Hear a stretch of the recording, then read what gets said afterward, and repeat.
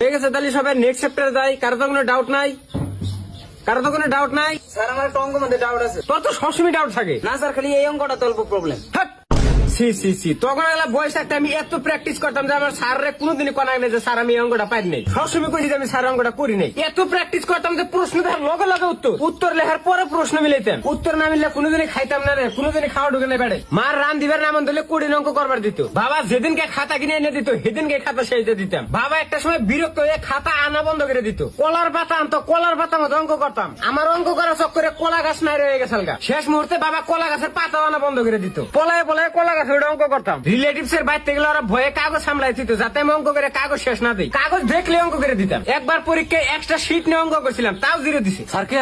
কারণ এটা সমাজ বিজ্ঞান পরীক্ষা ছিল। এত অঙ্কের প্র্যাকটিস হয়ে গেছিল যে এলআইসিস ইকুয়াল টু আরএসএস প্রুফ করার জন্য আরএসএস ডানে তার এলআইসিস বাওয়াতে করতাম। লাস্ট মুহূর্তের অঙ্ক করার জায়গা বেনে থেকে পানির মধ্যে অঙ্ক করতাম। স্যার বেশি গপ কইলো। আর আমি পানির মধ্যে থাকতাম, খাতা উপরে রাখতাম। তাও অঙ্ক করার জায়গা আসলে না দেখে দেওয়ালে অঙ্ক করতাম। অঙ্ক করে দেওয়াল পুরো ভরে হাল দিছিলাম। যখনই বাইরে থেকে মানুষ হতো তখনই জিগাই তো অঙ্ক মধ্যে দেওয়াল কেরা বানাইছে। জেনে ফাঁকা জায়গা দেখতাম, ফাঁকা জায়গা দেখলে অঙ্ক করে দিতাম। এই জন্য আমার মামার বাড়ি যাওয়া বন্ধ করে দিল। স্যার কে? মামার চুল ফাঁকা হয়ে যাবে